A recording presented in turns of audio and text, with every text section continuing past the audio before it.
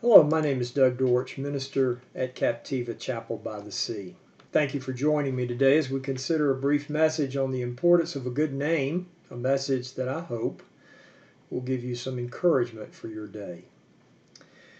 Ask any parent, and they'll tell you that picking a name for their newborn is one of the hardest tasks that a parent will ever face. Why?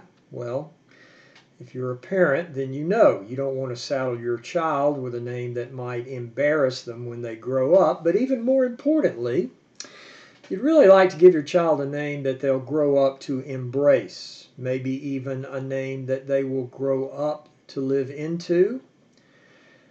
And I guess that's always been the case with parents. You can look at the Bible and see the number of times that people come up with names that reflect the circumstances of their child's birth or reflect the hopes their parents have for their children. There's Isaac. In the book of Genesis, his name means laughter. His parents laughed when the angel told them that they would have a child, a son, in their old age. And then there's Jacob, whose name means trickster or supplanter. He was born into this world holding on to his brother's heel, Esau, as if he was trying to deceive and supplant him from the womb. But on a positive note, there's Jesus, the name Jesus, which means, according to the Gospel of Matthew, God is our salvation.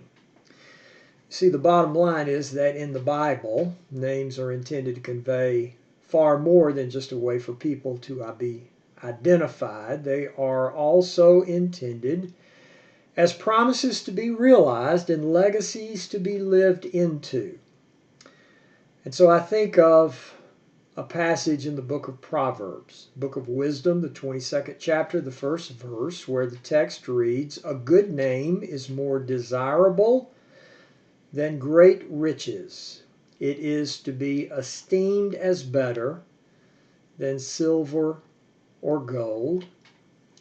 See, Proverbs was technically a book that was intended originally as a kind of training manual for young court officials so that they might grow into the expectation of leadership. And so this passage is pointing us to the wisdom of using our influence to display our character and our integrity more than to line our pockets. A good name, more desirable than silver or gold. I know it seems like today many people will do anything to get ahead. They'll do anything for financial gain, but I really don't believe that number is as great as some might think. And that's because there's ample evidence of how more times than not, when people do choose personal gain at the expense of reputation, their gain is always short-lived and their downfall is unavoidable. Case in point. Have you ever heard the expression, "his name is mud"? Do you know where that saying comes from? It goes back to a story of a mid-19th century Maryland physician by the name of Samuel Mudd. He also was a tobacco farmer and a slave owner, and he had lost a huge sum of money when the state of Maryland had abolished slavery. And as the story goes, after John Wilkes Booth had assassinated President Lincoln and was wounded making his escape from the Ford Theater, Booth went to Mudd, where the not-so-good doctor not only set Booth's broken leg, which I assume his profession would have required him to do, he also refused to disclose Booth's whereabouts to the authority, which, when Booth was located, resulted in Mudd's arrest, imprisonment, and his place in infamy, so that when somebody seeks to speak ill of another's character, they'll often do so by saying, "His name is Mud." A good name is more desirable than great riches. It is to be esteemed as better than silver or gold. So how do we go about choosing a good name, not just for our children or grandchildren? How do we think about our own names? And how do we seek to live into the promise of our names? Well, one way is to take the time to understand the backstory to your name. There's a promise, more times than not, to your name. You weren't given that name just so that others could identify you. No, there's a promise there. Then you embrace the promise of your name and do your best to live faithfully into its legacy.